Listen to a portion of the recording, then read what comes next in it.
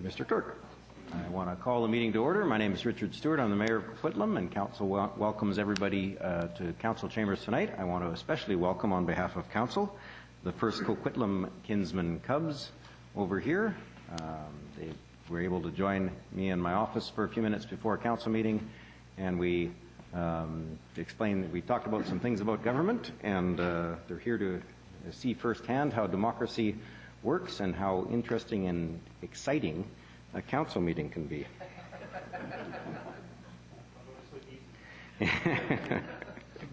Well, thank you very much for coming, and good to see you here. I also want to acknowledge, on behalf of council, a member of our community who's recently received the Courage to Come Back award. Jerome Bouvier is well known in this community, who had a spinal cord injury as a result of a water skiing accident many years ago, came back from addictions and many other challenges that he has faced in his life, and does tremendous work in our community now through Pocomo Youth and various other means. And he was recently granted the Courage to Come Back award for British Columbians who overcome those severe challenges. On behalf of council, congratulations to Jerome Bouvier. And that's my opening. Mr. Clerk. Thank you, Your Worship. Our first item tonight is a presentation. I'd like to invite the Crossroads Hospice Society to come forward, and they're going to speak about their Hike for Hospice 2011. We have a PowerPoint presentation that goes with it.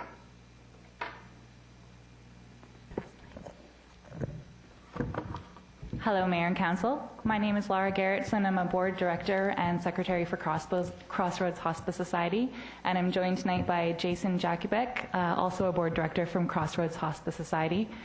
We're here to, first and foremost, thank you guys for your amazing support of Crossroads over the years, and let you know the details of one of our marquee fundraisers coming up in a few weeks, the Hike for Hospice, happening in Port Coquitlam and Port Moody on May 1st.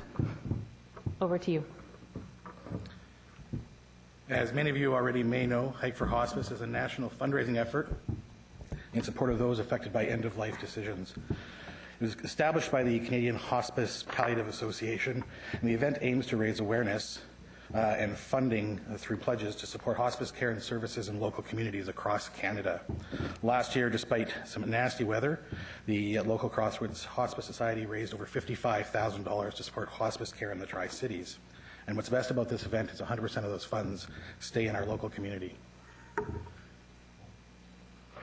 Now, I'm pretty sure that all of you guys have done the hike before. If you haven't, you definitely should give it a try.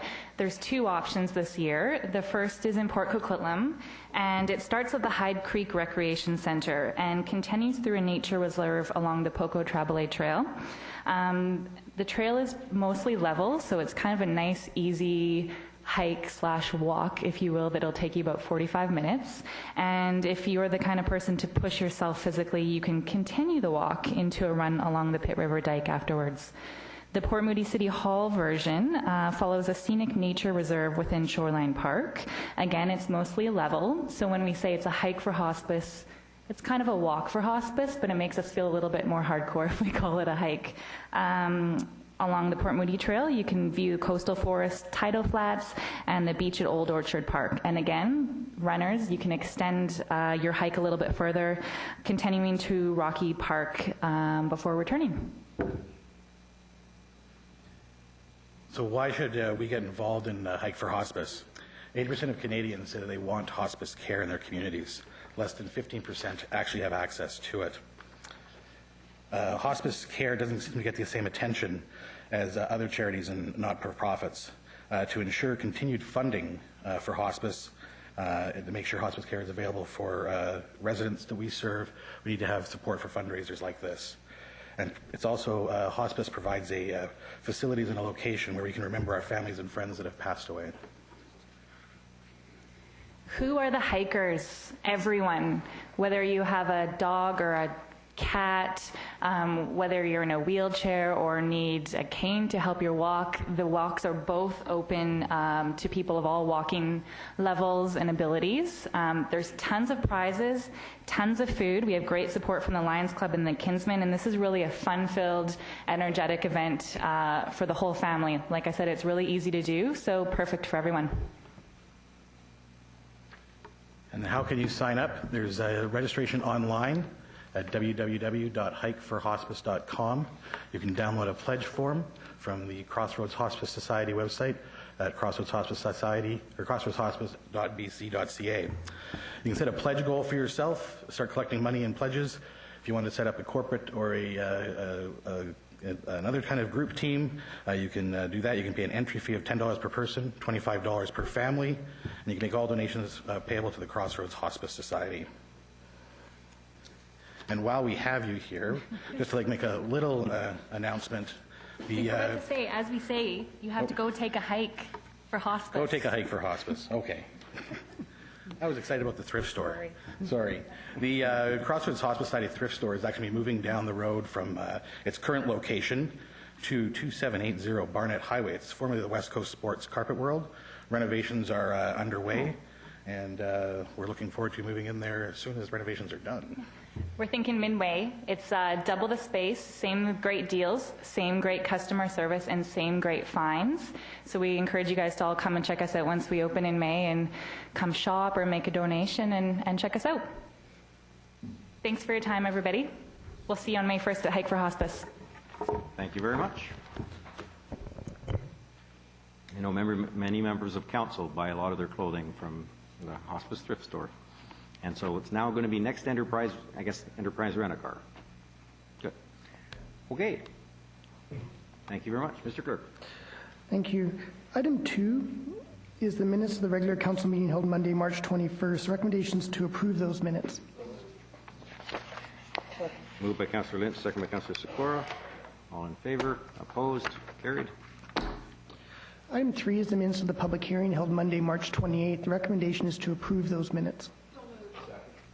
Moved by Councillor Reamer, second by Councillor Lynch. All in favor? Opposed? Carried. Item 4 is the minutes of the regular council meeting held Monday, March 28th. Recommendations to approve those minutes.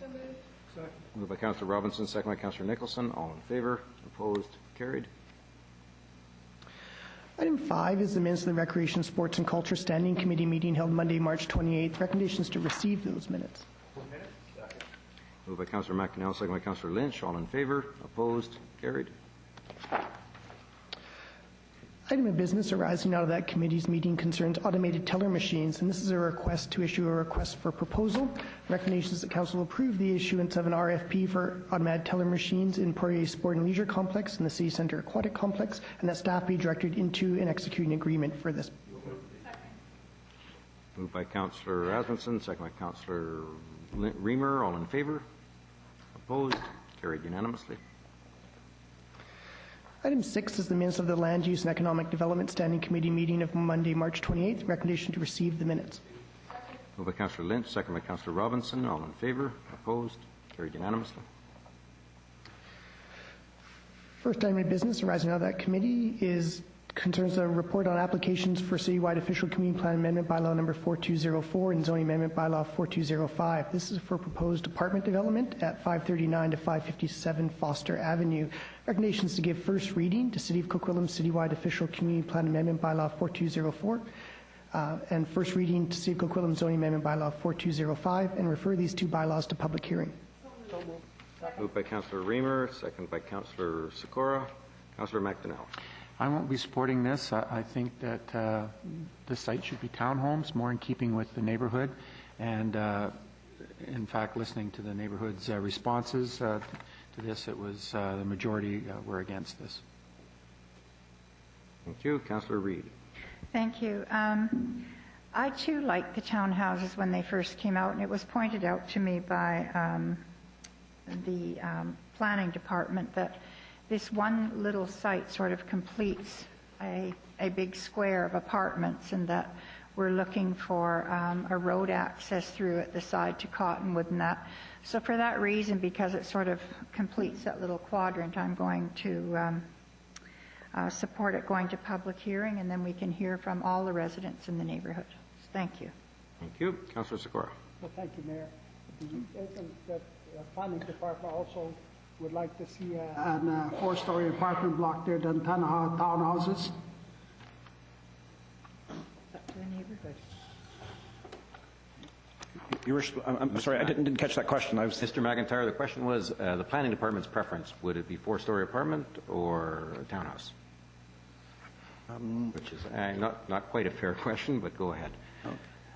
No, the application is going forward with our support, and as Councillor Reid pointed out, there's a logical configuration in that area. It's sort of like the bottom corner of a larger multi-family block, and we think it reasonably completes that area. And but certainly, the views of the neighborhood were important, and that's why there was consultation around that. And I think we've heard plus and minus on that, but I think overall the land use, the density we feel is appropriate.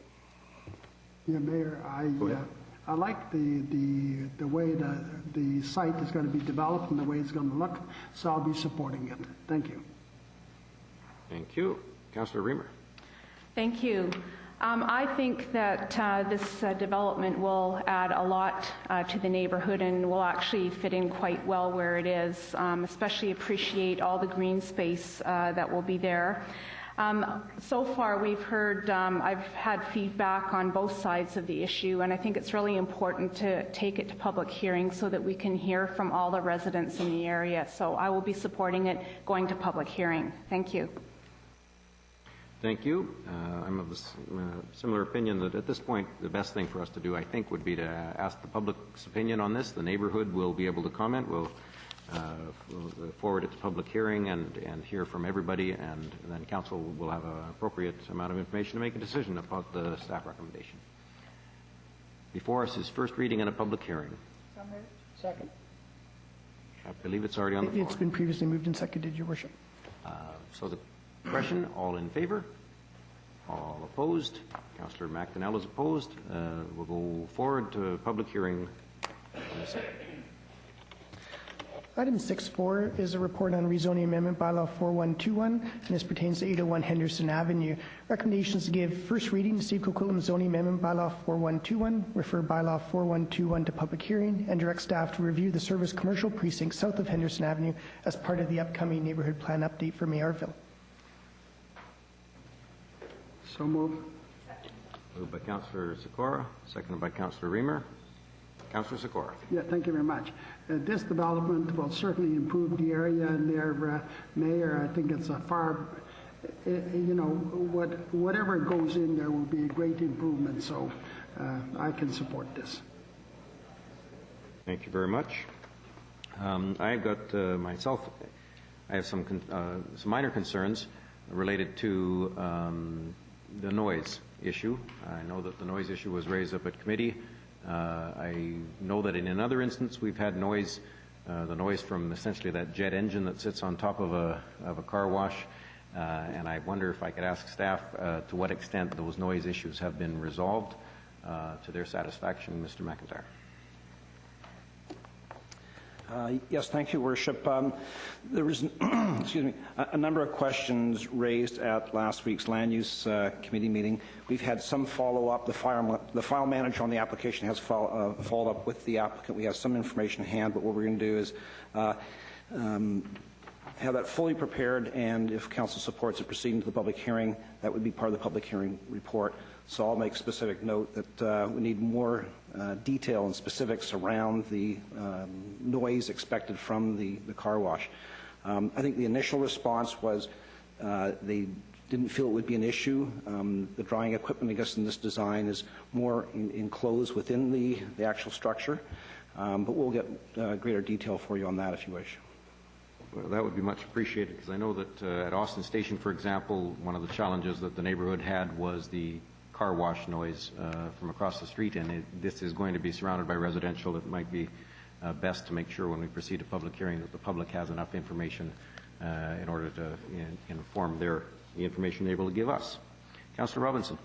Thank you. I too wanted to just follow up about water runoff, water retention, car wash, and knowing that it's we're going to get that information as part of the public hearing. I'm prepared to move this forward, because I think we're already starting to hear from some of the neighbors about some of their concerns, and I think public hearing is the best place to hear those concerns all at one time. And so I'll move this forward to so we can get a better look and a better feel for what the neighborhood's prepared for. Thank you. Councillor Reid. Thank you. Just to note that this area, although it's RT1 zoning, has been designated service commercial for over 20 years. And one of the things that we will be doing is taking a really good look-see down in that area to see exactly what we should be doing, perhaps to change the zoning or have a new OCP designation. But for now, it's here, it's before us, and it should go to public hearing to hear what the neighbors have to say about it. So I'm happy to move it on. Thank you very much. Councillor Reamer.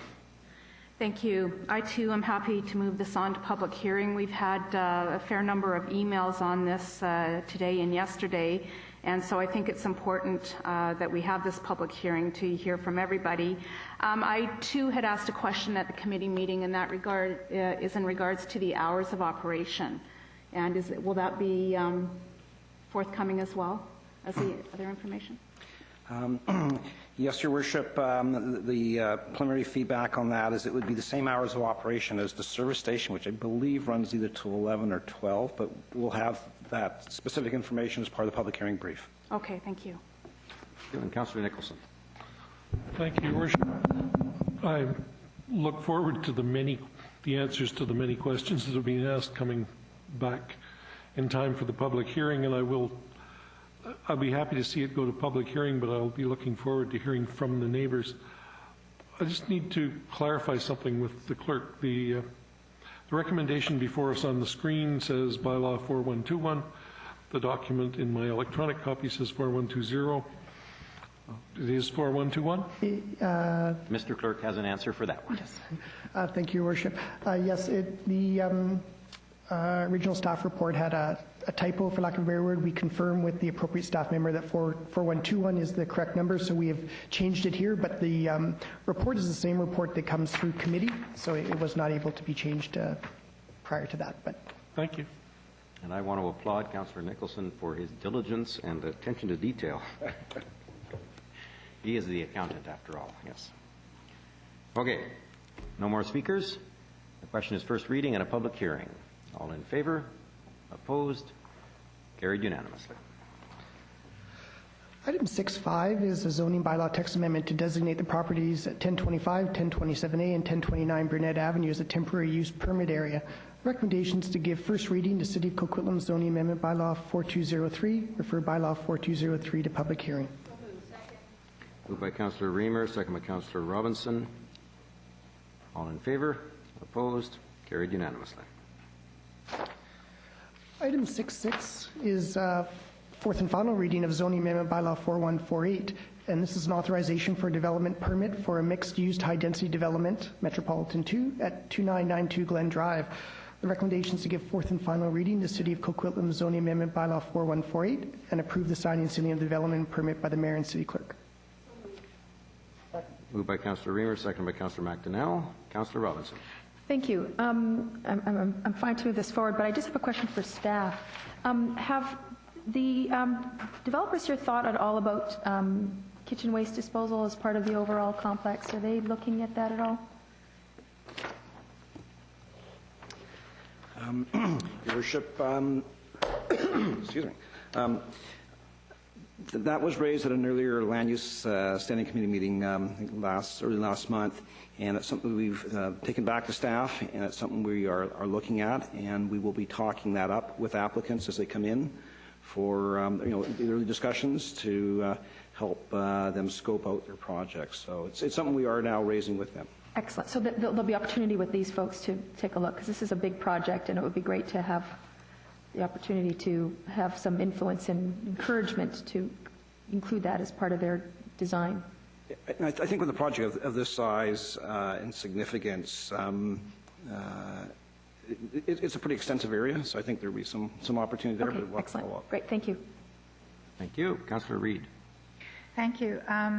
I'm going to vote for this, although I'm not excited about the parking variation, as Planning Department knows.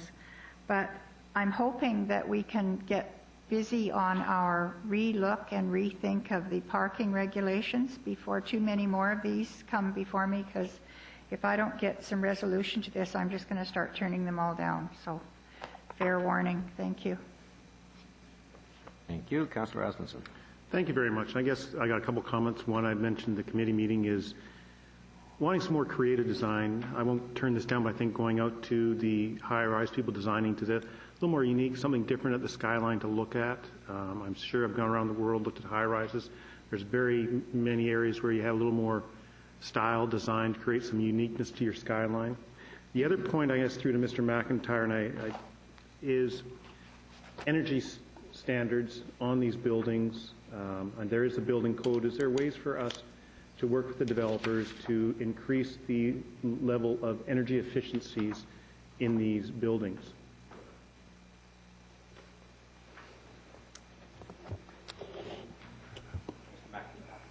Yes, thank you, Mr. Chair.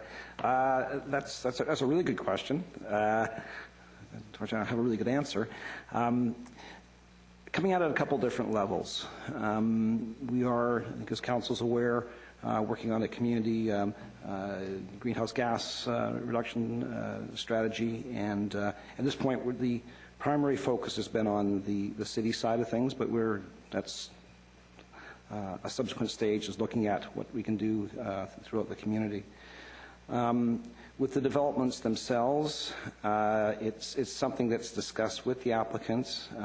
We don't have the tools that require those features, and to this point we haven't come up with any incentives that might induce those sort of energy-saving elements to be brought in. But it's something we can pay more attention to, and just with some of the other comments raised around the designs to incorporate those things in at the start as opposed to a retrofit later makes a lot more sense. And that's my issue, because I know we have these opportunities, especially at the beginning, if we can work with these developers, encourage them to a LEED standard or the ASHRAE standard of energy efficiency in these buildings, it would be beneficial. I don't know if there's a way that maybe council can give staff some direction or tools when we're dealing with applicants that this would be a preferred area of council to help your process going through. I'm just trying to find ways that we can encourage development, because I know it's not within the building code right now, these standards, but to find ways to get them, especially in these new buildings, to improve those standards. You were, again, a very good point. What I would suggest on this, and maybe I'll talk later offline with Councillor Reid as the chair of the Land Use and Economic Development Standing Committee. We do have staff on board that are more knowledgeable and familiar in this area, including our new community planning manager sitting right beside me.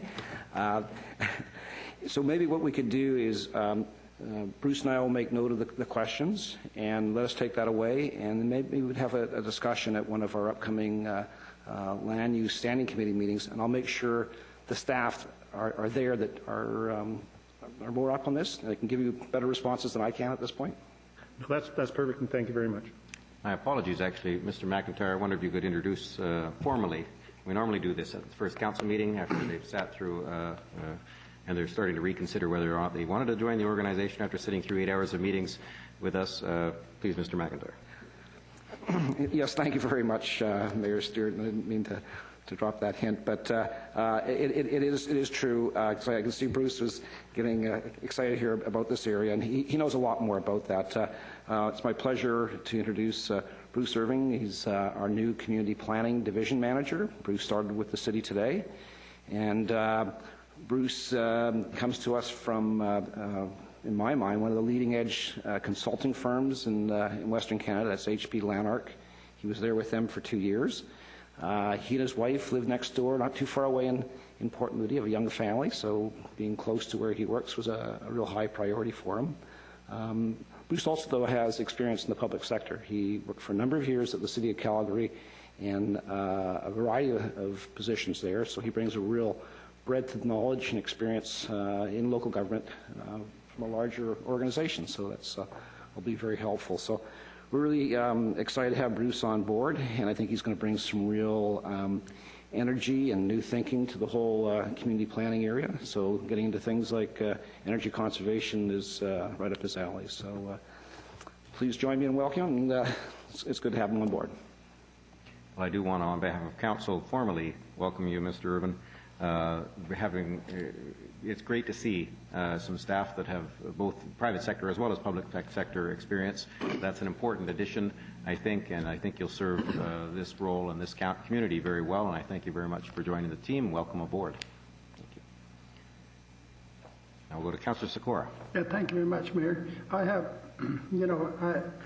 I like the development, but I've got great problems with what our planning department is required of these people that are building high rises in our communities.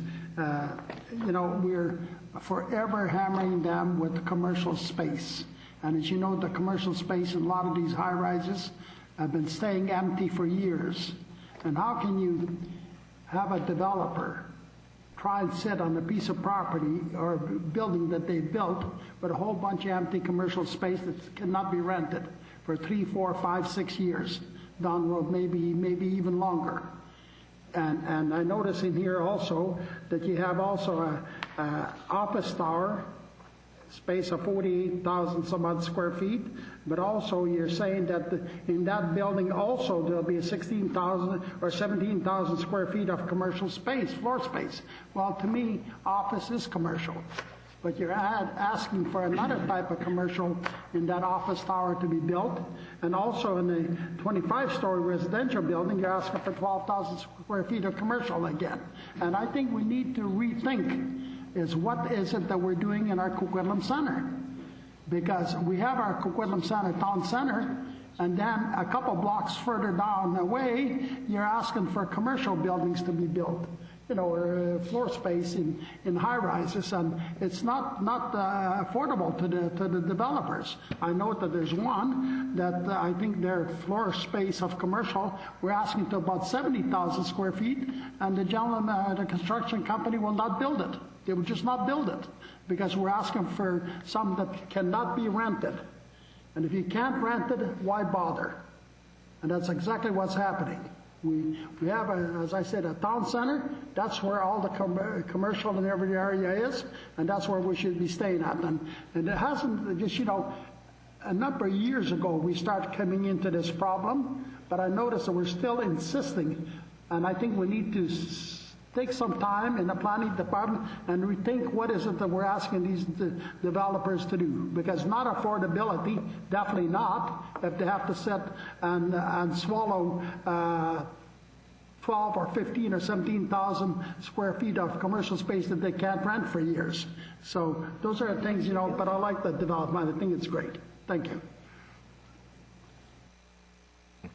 Okay. Councillor Reamer.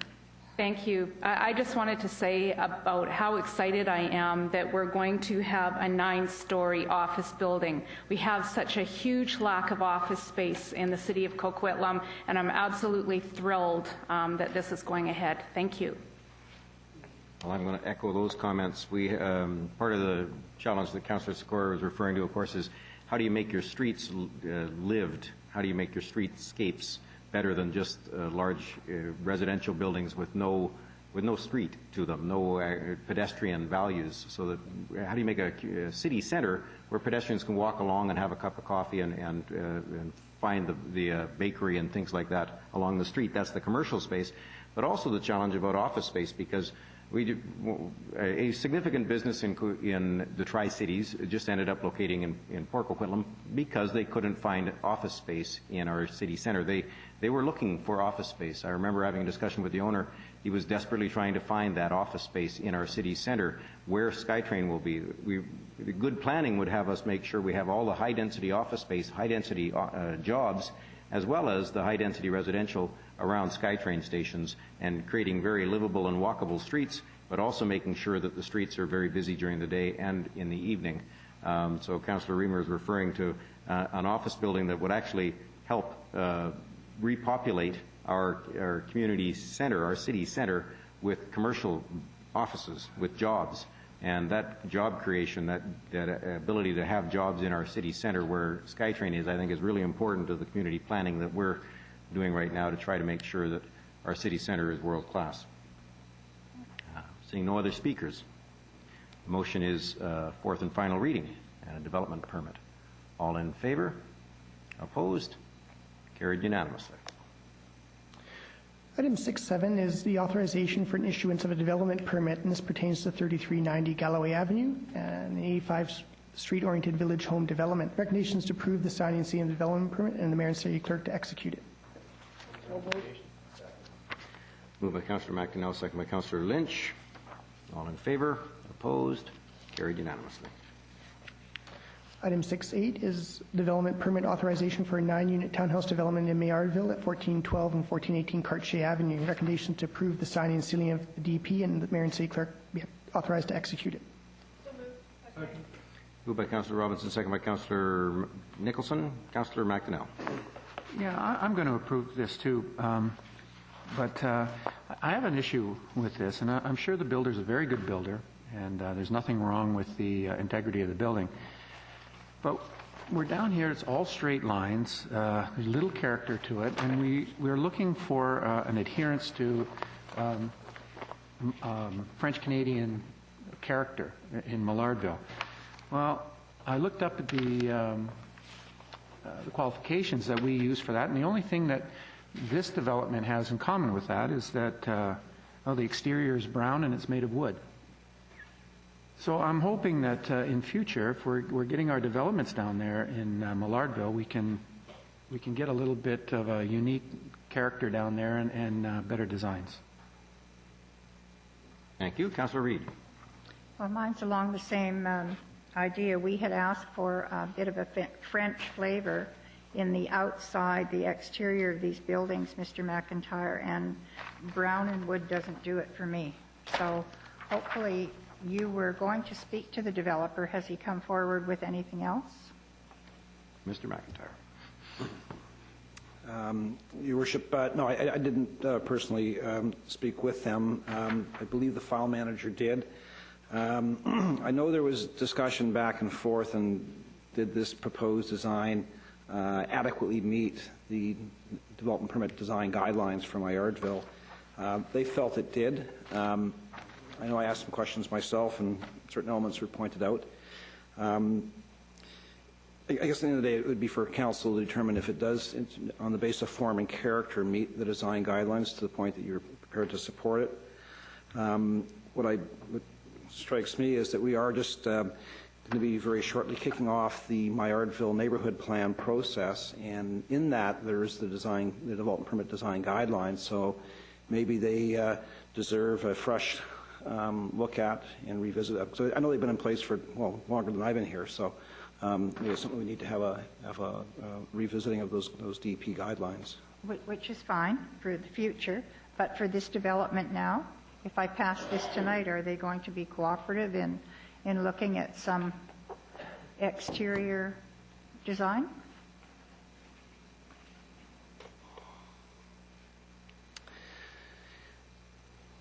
Your Worship, if again, the decision rests with council. If you were to proceed with the recommendation, maybe with the direction to staff to ensure that reasonable features are built into the exterior design to enhance that French-Canadian character of architecture, we could work with that. If council wishes and wants to see more precisely, the item could be deferred and we can bring it back with that detail.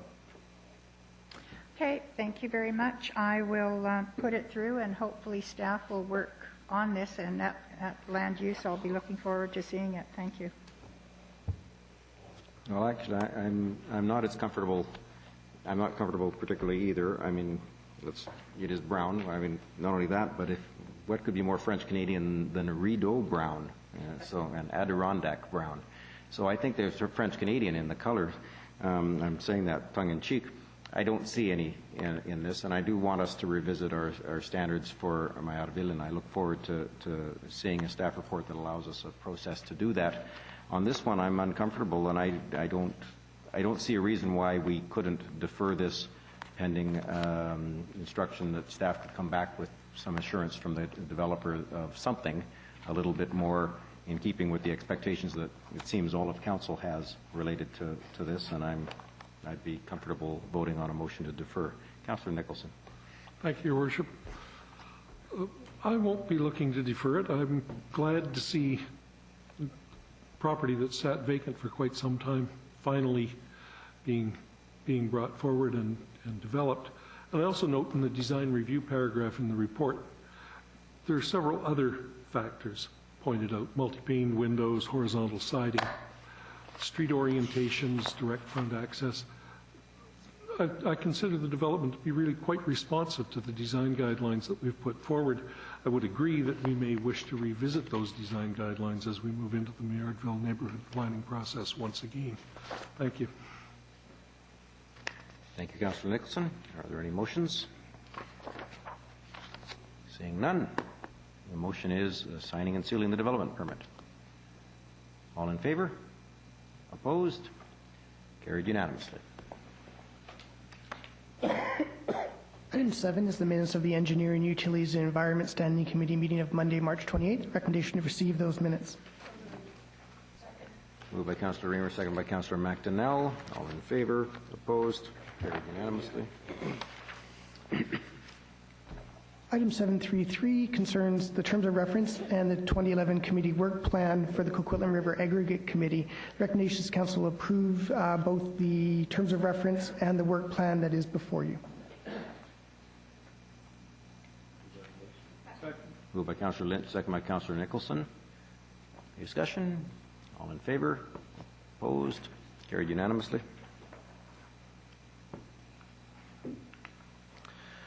Item 7.4, other business 1, concerns Paul Caune and Civil Rights Now. The recommendations that council provide the use of chambers at no cost to support speakers for a forum to be co-sponsored by this advisory committee relative to civil rights and employment assistant technology. Councillor Robinson. Thank you. I believe that alternate arrangements can be made and would be better made to meet the committee's request. So I'd like to move to postpone this item indefinitely. Moved by Councillor Robinson, second by Councillor Lynch to postpone indefinitely. Councillor Robinson is the chair of the committee that's in this comes out of. Any discussion on that? All in favor? Opposed? That's carried unanimously. Thank you. Item 8 concerns bylaws for second, third, and fourth and final readings. This is second, third, and fourth and final readings for City of Coquitlam Citywide Official Community Plan Amendment Bylaw 4196. The staff recommendation is to give second, third, fourth, and final readings to City of Coquitlam Citywide Official Community Plan Amendment Bylaw 4196. Just prior to it being moved, I just want to note that since the matter was given first reading and went through public hearing, several small typos and other minor corrections which do not materially affect the bylaw were made. Just wanted to note that for council. Second. Moved by Councillor McDonnell, second by Councillor Nicholson. Councillor Reid, please. Could you activate Councillor Reid's microphone? One moment, please. There you go. This is the culmination of several years' work on behalf of the planning department with some excellent input from the community and the Austin BIA. They've done a marvelous, marvelous job. It's been a long time coming to redevelop the Austin Heights area. I think it's not going to happen all at once, but it will slowly start. And I'm looking forward to seeing Ridgeway Street all in some kind of lovely pavers with outdoor cafes and wonderful places that people can walk and make it just a beautiful, beautiful place to be. And it's some of the buildings that we have there are quite old and probably getting close to the end of a reasonable life for them. So here's opportunities now for the owners of those buildings and those loyal citizens who've been here for so long that they can rebuild their buildings and maybe get a little more density out of them and make it worthwhile for everyone. So I'm looking forward to Austin Heights growing. It's going to be a beautiful, beautiful place. Thank you. Thank you very much, Councillor Reid, and I join you in thanking staff for all of the work they've done for so long. Of course, that might be a bit premature because we haven't adopted it yet, but it's certainly, the work wasn't premature. The work has been long-standing and quite involved. Councillor Robinson. Thank you. I, too, am pleased to see this finally come forward, and I just want to acknowledge staff for the process that was undertaken. I was quite impressed with the levels of dialogue that happened among the community members, the kinds of community members that came out, the numbers of community members that came out, and I think the Austin Heights BIA had a lot to do with that in terms of creating a core for that community. And change is hard. We certainly heard at the public hearing some of the angst that people had around what this would mean. And we can't predict exactly how the plan's going to roll out, because one of the things that I've learned over my few years on council is that things don't always go according to plan, but you need to have a plan in order to guide you about moving forward in a direction. So I think things will evolve slowly, but I do think that we've done the best job that we can, given the number of times we've gone back to the community with every iteration and the number of committee members that had an opportunity to provide comment that got incorporated back into the plan. And I think that process deserves some acknowledgement and some recognition, because I think that's hard work, and I think staff did an outstanding job making that come to fruition. So I want to thank you. Thank you. Councillor Sikora. Thank you very much, Mayor. Certainly the Austin Heights people have put a lot of work into this. The committee have done a tremendous amount of work. The one thing that concerns me, and I've had a lot of calls on the high-rises that are proposed for different areas. I've had quite a number of calls, and I know that every one that's going to be or proposed to be built is going to go to public hearing, and which I'm delighted to, because certainly you'll give a chance for the people to speak. But certainly towards the Patrick Station all the way through there, they're deadly opposed to any big high-rises, 24 stories and 18 stories and that type of deal. So I think that the public here is going to be very, very interested, and I'll support it going forward, but certainly it'll be a spot for people to come to the public hearing and voice their concerns. Thank you very much.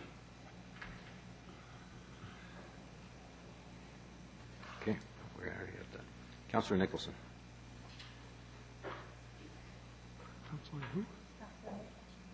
Councillor Nicholson. Sorry, Your Worship. No trouble. You're looking in a different direction. I'll do it again then. Councillor Nicholson. Thank you. Thank you very much. That's right. There's several sons on And I want to thank once again the Cub Troop for all their patience and sitting through this meeting. You've done well. There we go. Thank you very much. Goodbye. There we go. Now, Councillor Nicholson. The other son councillor having left the room, I'm no longer confused. And I'm going to be voting in support of this, and much of what I wanted to say has been said. The process that planning took this through, the amount of public consultation was salutary. It was a wonderful experience to go and observe and hear from people as they came into the open houses and all the different aspects of public process that went on in creating this plan. Like other councillors, I've heard people have some reservations about how the plan will roll out over time, but those will come to public hearing in their own right. I look forward to hearing from people at that time, but for now, we have a plan, we have a place to go forward from in redeveloping Austin Heights, be the vibrant new centre of Coquitlam. Thank you. Thank you. I'm going to actually ask if we can activate Councillor Reid's microphone one more time. Councillor Reid is the chair of the Land Use Committee, and she wants to give a point of information, I believe. There was an important clarification regarding the housing choices, and I wanted to bring it up tonight so that everyone will hear about it. The March 30th edition of the Now newspaper article, Austin Heights Residents Speak Out, it incorrectly identified the housing choices boundaries as encompassing the entire area plan. To make it absolutely clear, in the Austin Heights neighborhood plan, housing choices will be focused to an area within a 5 to 10 minute walking distance and mostly south of the existing commercial core. Please note that the housing choices designation is limited to the area bounded by Joyce Street, Rochester Avenue, Schoolhouse Street, and King Albert Avenue, and as shown on the map on the overhead, which we don't have up, correct? Well, we better put it up because this is an important element. So, okay. Are you good? Oh, he's going to put it up. Oh, goody. Overall, Austin Heights will continue to be largely characterized by the attractive established single-family neighborhoods. Close to 50% of the lands in the neighborhood will remain single-family under this plan that we can see today. So I believe, Mr. McIntyre, we're talking about the lightest brown, which looks like a sort of a reddish-brown area, is the area. That's the Austin Heights area. So maybe you want to elaborate a bit on this so that there's no mistakes. Is that a French-Canadian brown? Yes. Mr. McIntyre. Thank you, Your Worship. Yeah, it's more sort of a tanny brown, but it's that area, as Councillor Reid's described, largely south of the existing commercial core, which is that almost blood red color there on Austin. So it's that area there where the housing choices would be considered. That's the light brown. Yeah, that light brown color, that sort of tanny color along the sort of the south side of the land use map there. The bulk of the area is and remains single family, and that's the that yellowy color, canary yellow there. Those would be existing established single family neighborhoods, and they would remain as such under this plan. Thank you very much. Thank you, Mr. Mayor. I thought it was important to get that out. No, thank you. It's an element that may be subject to being commented on by other council members, so it was good to get it up first. Councillor Asmundson. Well, thank you. I'm glad to see this plan here. The last 3 elections that I've gone out into that community, spoken at all candidates meeting, the public has told me the need for revitalization, the need for this plan, and actually this plan was supported to go forward, was delayed, and there was pressure to bring it back, and I'm glad to see that we've gone through an extensive consultation. We've come up, I think it was a very good plan, a 20-year plan to lead to that revitalization that the people in that community have been asking for, is a new plan and direction in that area. And I applaud the community, the Austin Business Association for their input into this, and staff for all their hard work and all the consultation that they've done. And I'm glad to see a plan here that I'm going to approve tonight to move forward for that area. Thank you. Thank you. Councillor Reamer. Thank you. I fully support the Austin Heights Neighbourhood Plan. I want to thank staff and so many of our citizens who came out to participate in this process. This will provide guidelines for us that will address many of the concerns that both businesses and citizens have had in that area for quite some time. With respect to the high-rise, I did have the opportunity to walk in the west end of Vancouver last week, where there are high-rises just adjacent to single-family residences, and the area is just full of character, and I'm really looking forward to seeing how all this turns out. Thank you. Thank you. And Councillor McDonnell. Thank you. I've been really pleased with the process here. It's been a real collaborative affair. I moved into the Austin Heights neighborhood with my family in 1955. Went to Austin Heights Elementary, and I've seen a lot of changes over the course of time. Even King Albert, Howie, Ridgeway were all houses at one time, and it's come to a time now where it's pretty tired. I still shop there, and I will continue to shop there, and I'd like to.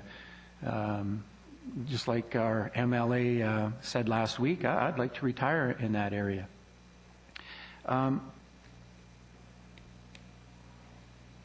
I've heard some concerns about the high-rises and the density. However, we need the density to rehabilitate this area and to make it a thriving community again.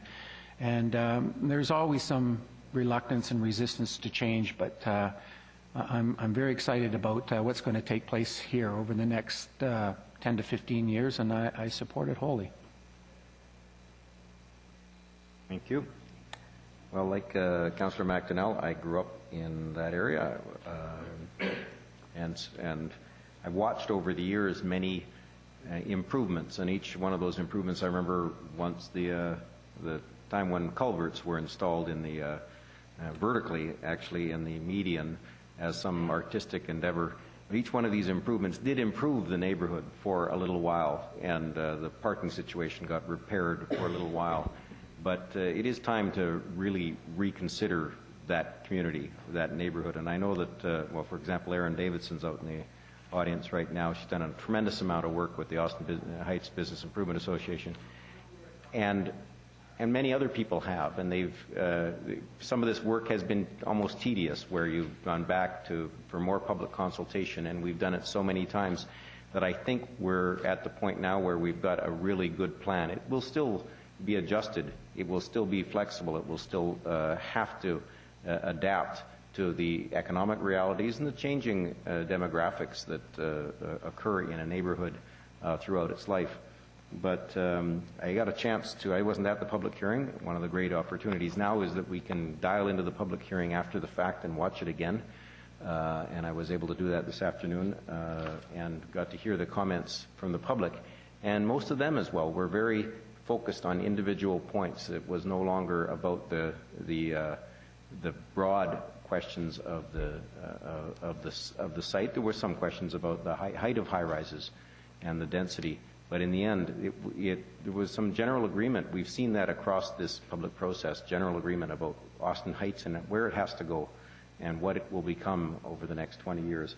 I'm really quite excited by this plan. I think this will rejuvenate a neighborhood that's been close to my heart for my whole life, and I will continue to shop there as well throughout this evolution. And I look forward to, as Councillor Reid said, a ridgeway that you'll be very proud to walk along and stop at the bakery, and in many the same ways you do now, but in new retail on the ground floor of buildings that are really put a lot of residents right next to the cash registers of those businesses that will thrive because of the densities we've been able to put in a community like Austin Heights. I look forward to that, and I thank the staff and all of the people in the public who gave their opinions and offered their help to our staff and to council. And on behalf of council, we thank you very much. So before us is second, third, and fourth reading of the City of Coquitlam Citywide Community Plan amendments. All in favor? Opposed? Carried unanimously. Councillor Asmussen. No, next item. Oh, okay. Item 9, second, third, and fourth and final readings for City of Coquitlam Zoning Amendment Bylaw 4155. This pertains to 1649 Caune Lake Avenue. The recommendation from staff is to give second, third, and fourth and final readings to City of Coquitlam Zoning Amendment Bylaw 4155. What's council's pleasure? I'm going to open the floor.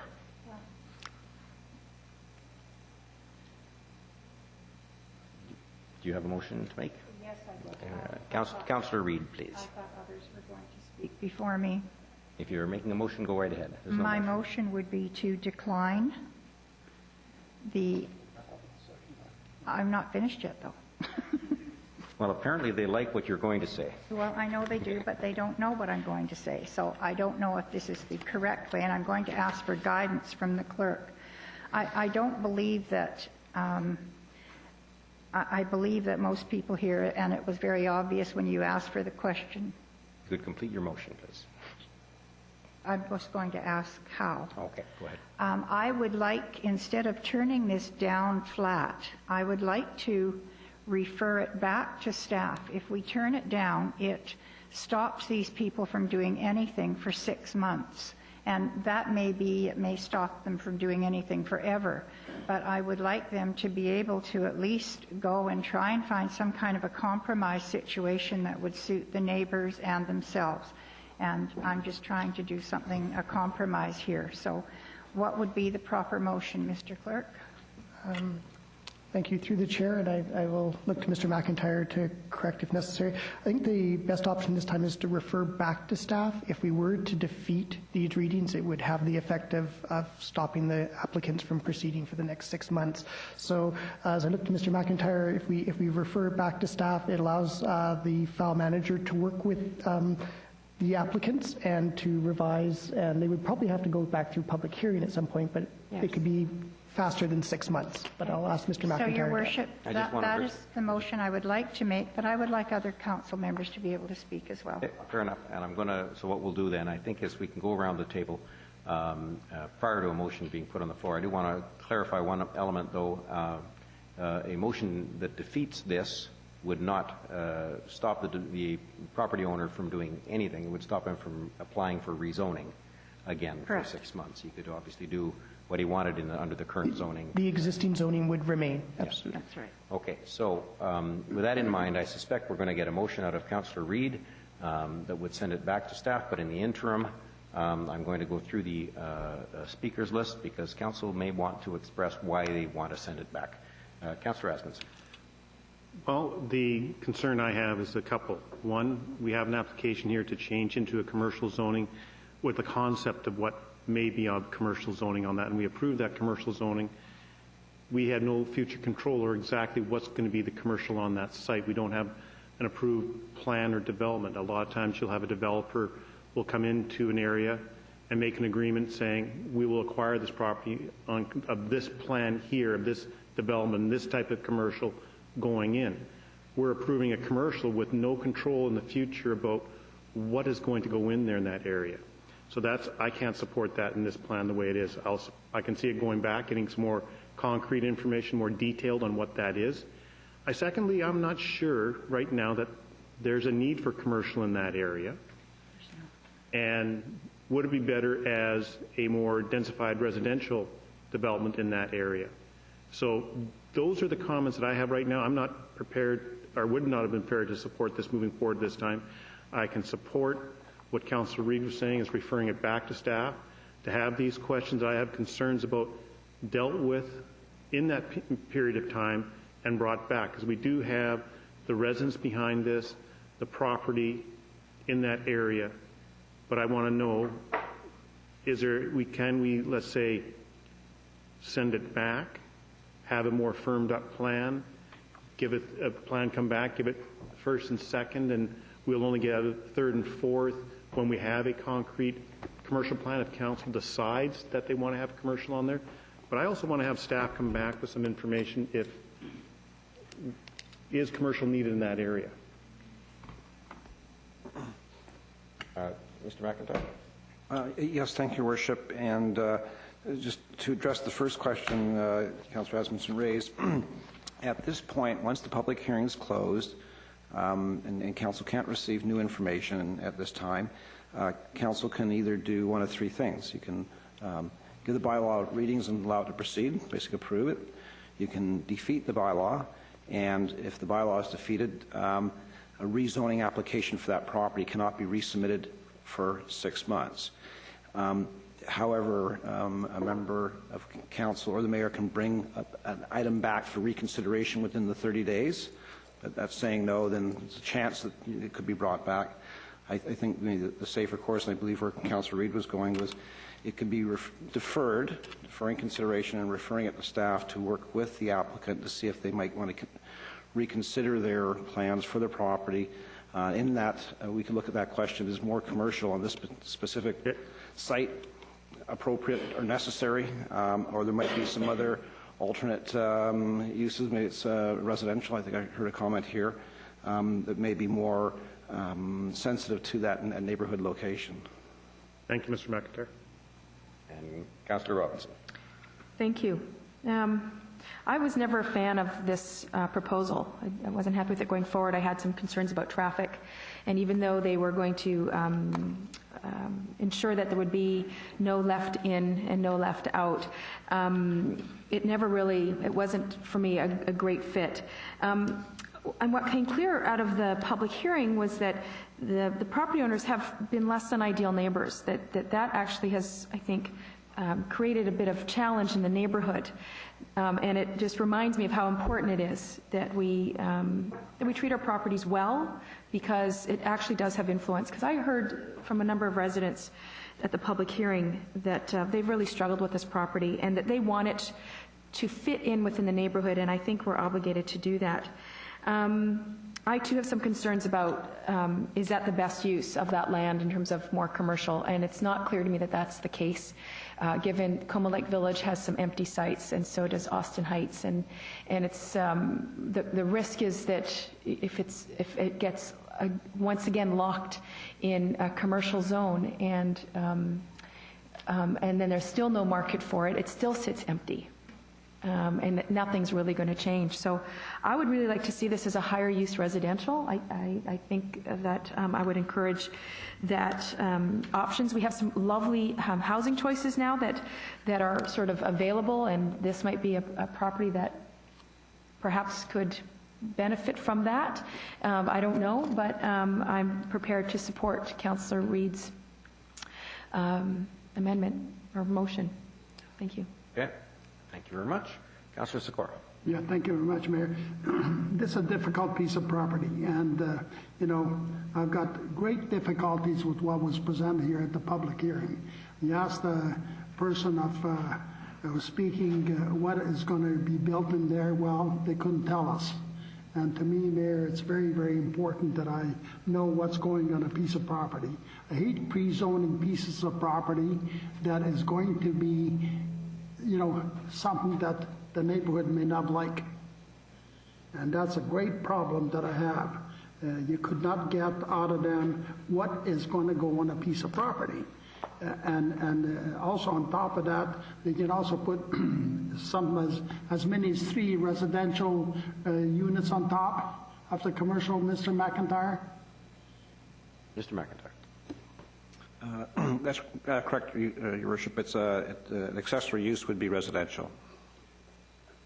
Yeah, so you can put residential on top also, so, you know, then you have a commercial on the bottom that you don't know what's going in or what might be in, and then you have a whole bunch of residential units on top. So it gives me a lot of trouble on that, and I can't support it. I, you know, would like to see something happening with that piece of property. It's been sitting there empty for a number of years, but unless I can get some assurances what is going to be on that property. As far as commercial is concerned, and I know that certain commercial is limited to certain kind of things that can be put in there, but even 15 or 25 or whatever that fits into that category may not be acceptable to the residents in the area. So with that, I cannot support it. I'm going to, you know, I wouldn't even want to move it to have our planner work with the developer on it to see what can be put on there, because it looks like there's no movement whatsoever on that end, because I asked about 3 times what is going to go in there, and I wasn't getting any answers. But however, I'll support and see if there is any movement this time. Thank you very much. Yeah. Councillor McIntyre. Thank you. I'm not supportive of commercial in this particular property, and I don't have any problem with turning it down flat, because I think that it should be it's already zoned residential. I think it should stay residential. My question, though, Mr. McIntyre, is does that affect the I know there's 2 lots in question here, and one's already zoned commercial. It won't affect, if it was turned down flat, it wouldn't affect the other one. Mr. McIntyre. If the applicant would want to rezone that to residential.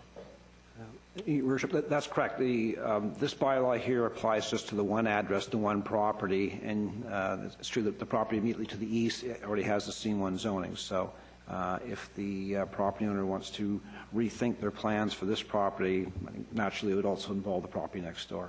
Okay, and I'm not a real fan of multifamily in that spot either, because it's right in, right out only, and so it's not an ideal location, but I think it's best suited, in my opinion anyways, for single-family residential. And so I wouldn't be supporting going back and forth. I'm ready just to turn it down flat. Thank you. Councillor Nicholson. Thank you, Your Worship. I also couldn't support rezoning this to commercial, but I will support the motion that Councillor Reid is going to make when she gets the floor. This property has been a challenge for a long, long time. As Councillor Robinson pointed out, it's not been a great neighbor. However, if we turn it down, we simply delay, I think, the period of time. We extend the time that it will remain a piece of waste ground on a major thoroughfare. We need to provide every opportunity for the owner or some owner to come forward with something that council can support, that the neighbors can support, and that will put this property to good use in our city. So thank you. Thank you. Councillor Lynch. Thank you. Well, I was in favor of this going to a public hearing, and I expected to hear some opposition, but not quite as much as I did hear. And what I heard mainly was the residences that are boarding that property. When they bought their houses, they were expecting to be boarding on residential. They weren't expecting to be boarding on commercial. Whereas when the applicant purchased these two lands, he knew full well that he was purchasing one residential and one commercial. And I think what we've heard is that the residents that are there expect it to stay as a residential. I think that they spoke out quite strongly that they don't want to see an expanded commercial there. I'm actually leaning much more towards turning it down flat and letting the proponent deal with the idea that he has one residential property and he'll have to make the most of the commercial. And I heard the argument, and I have some sympathies that the property is perhaps valued less because of it being residential and being on a thoroughfare and being on Caune Lake. But what I heard more strongly was that, and we've talked about this many times, we've talked about when we rezoned or developed, it's different from what the expectation of the residents were. If people go in and they buy a piece of property expecting to be boarding on residential, that's what they expect. If we then go and change it to commercial, then we've changed their lifestyle and given them an unrealistic expectation that when they move into an area that they can't expect it to stay that way, simply because somebody's having difficulty selling their land or developing their land. So I just can't see going forward with the second, third, or fourth readings, and like some of the other councillors, I would be more comfortable with turning it down and setting the direction and setting the message that this isn't what we want to see as a redevelopment in this area. Thank you. Councillor Reamer. Thank you. I don't support this either. I understand the position of the applicant, really in between a rock and a hard place, and I understand the position of the neighbors living behind. Part of the difficulty with this application is the unknown, is that sure, we could rezone C1. However, we don't really know what kind of C1 venture would go in there, and that's a huge problem. I would like to try and assist the applicant in finding a solution to their problem, and so I am going to support Councillor Reid's motion to refer this back to staff. Thank you. Thank you. It does seem like it's going to be unanimous. I, too, will support the motion that I think is coming in a moment. The challenge is that I don't find a compelling reason why this next property should be C1. Quite often you'll find that a particular property on a corner is a gas station or something, and the next property, then there's pressure on it to become something other than residential. And if it does, then the next property, there's pressure on it, and along it goes. The residents have said quite clearly, and the public hearing was quite clear, that the residents expect this property to stay residential, and I know it has been used in a quasi-commercial way as the parking lot for the garden center in many cases, and I know I parked there, I believe, unknowingly, that many years ago. So I think that the residents have every right to expect that eventually C1 stops, that eventually the commercial creep along the street stops. And at this point, it does seem like council has said they're prepared to have it stop where it is now, unless they can find, unless the proponent can find a compelling reason why it ought to go to that one more property, and then move the border over. Of course, the pressure will be on the next house, and that's a challenge, particularly along busy streets. We ought not to be stretching our commercial all the way along busy streets. That's not particularly good planning either. So I'll support the motion. Councillor Reid. Thank you. I can get Mr. Gilbert to read out my motion that he made up. But the reason for doing this, I think, on behalf of council and the owners of the property, and more importantly, the neighbors of the property, is if we don't do anything, we're going to just sit there with this wasteland, as someone has called it, for the next, 6 months for sure. If maybe we can sit down with some of the planners and come up to something and come to some kind of a compromise, maybe we can do something with the property that's going to clean it up and make it better for the whole neighborhood. So if we can't come to a compromise, then it dies. I mean, it's been very well said around the council table that no one is in favor of doing it. But nevertheless, at this point in time, there is one commercial lot and one residential lot. And that's what we've got to work with.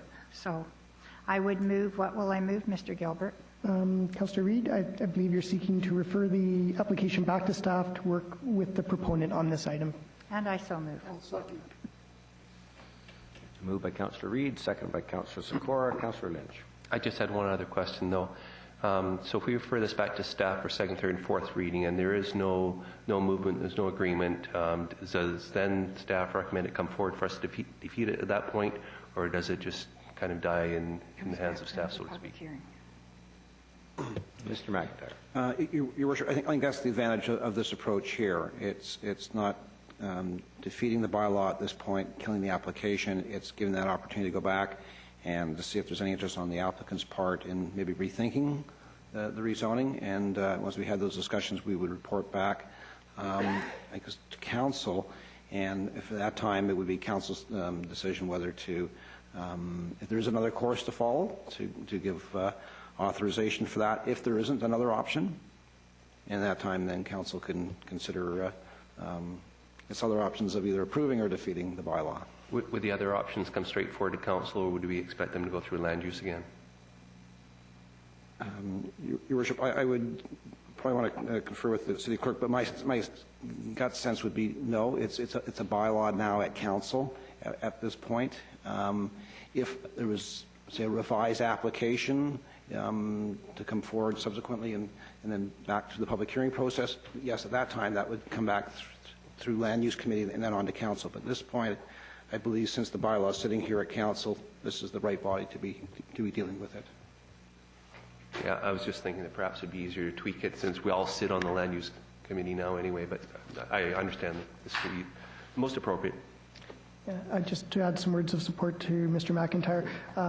Absolutely. If it was to be revised according to the direction provided by council, it would certainly have to go back to a public hearing, and going back through land use would be the appropriate pathway. I think the pathway back directly through council is if the applicant wishes, and as is their right, to seek the zoning that they're requesting, this would come back to council because it's where it was referred from. Thank you. Yeah, council is still barred from receiving further information on this application, given the fact that the public hearing is over. I fully expect that we won't be seeing this application come back to council. I think what we're really doing is giving the owner of the property the opportunity to sit down with staff and figure out something that will work, which would have to be delivered back to the committee, land use committee, as a first reading application. Correct. Motion is referral to staff. All in favor? Opposed? Carried unanimously. Item 10 concerns the Metro Vancouver Board and Brief. We have our two board representatives available to respond to questions, and the recommendation is to receive the brief for information. Moved by Councillor Reid, second by Councillor Sikora. All in favor? Opposed? Carried unanimously. Your Worship, we have two onward transmittal items. They're the blue papers that are at the back of the room, and they are before council. Item 11 concerns the 2011 sport hosting grant, and the recommendation before council is to authorize the use of funds from the Parks, Recreation and Culture Services Department's current operating budget to support the sport hosting program for this year in the amount of $10,000, and direct staff to bring forward the program for consideration as part of the 2012 budget process. Moved by Councillor McDonnell, second by Councillor Reamer. Any discussion? All in favor? Opposed? Carried unanimously. The second item concerns the Sustainability and Environmental Advisory Committee appointments.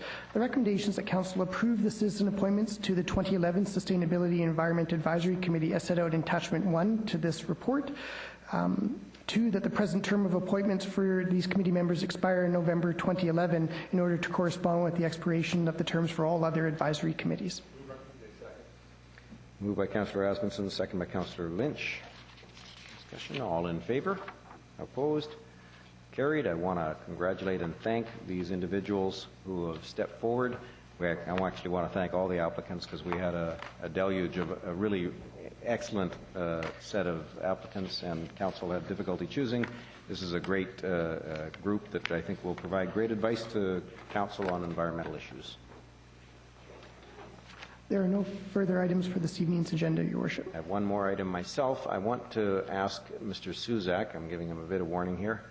We received some information related to United Boulevard. United Boulevard works and the Portman and Highway 1 improvement works are not our project. However, we do get blamed for them all the time, and we understand that right now, because of an action for by one of the contractors or by one of the teams, the traffic situation on United Boulevard is not very good. It is disastrous, as several council members have pointed out. And Mr. Suzak, I think, wants to reiterate the comment about it's not our fault, but also express our regrets that it's happened and what we're going to be doing about it. Mr. Suzak. Thanks, Your Worship. Earlier today, it would be late afternoon, we received word that United Boulevard was experiencing very serious and significant congestion. The early information that we have is the project had completed some changes to the intersection of Mary Hill and United Boulevard, and in addition had also changed the sequencing and timing of the signal light at that location. We believe that that work has likely led to the level of congestion that we experienced earlier today. We will be treating this with a high sense of urgency because obviously even if the project is not under control, it has very significant impacts to our systems and also to our businesses. In addition to that, we are concerned about the ability to ensure adequate emergency services response in those kinds of situations. So we will be meeting with the province and with the contractor on an ASAP basis and seek to have this issue resolved and fixed. Thank you very much. We've got some work to do, but again, this is even the late night pile driving, all of the issues down there, they're kind of out of our hands because this is not a local government project. So thank you very much to the extent that those of you are patient. Councillor Sikora. Thank you very much. I phoned in a few times on United Boulevard, and it's not only the people that are building the bridge, it's also the hydro or our TEL company, Talus. They're putting in services in there. And what's happening the other day was so silly. They're working on a box that was enclosed kind of trench or something that was about 4 or 5 feet away from the roadway. They had a flag person there, and they had 2 kind of pillars in there standing up to be able to block off 1 lane of traffic that didn't need to be blocked off whatsoever. But they were there, you know, and I mean, it's really deplorable what is happening because they tie up the traffic from one at United Boulevard to the other, and next thing you know, you're getting calls from the businessmen. And so I don't think it's only the people that are building bridges, it's also other services that are being very negligent on what they do and how they do it. Thank you very much. Thank you. Councillor Asmussen moves adjournment, and Councillor Sikora seconds. All in favor? Opposed? Carried unanimously. In keeping with our tradition, we allow a question period up to 15 minutes. I'm going to have to read this. We have a 2-minute maximum time limit. We ask you to please respect that in case there are others who want to ask questions. The questions have to be about any items on tonight's agenda. There are no statements permitted. It is simply a question period. Any questions on tonight's agenda? Seeing none. Thank you very much. Have a good evening.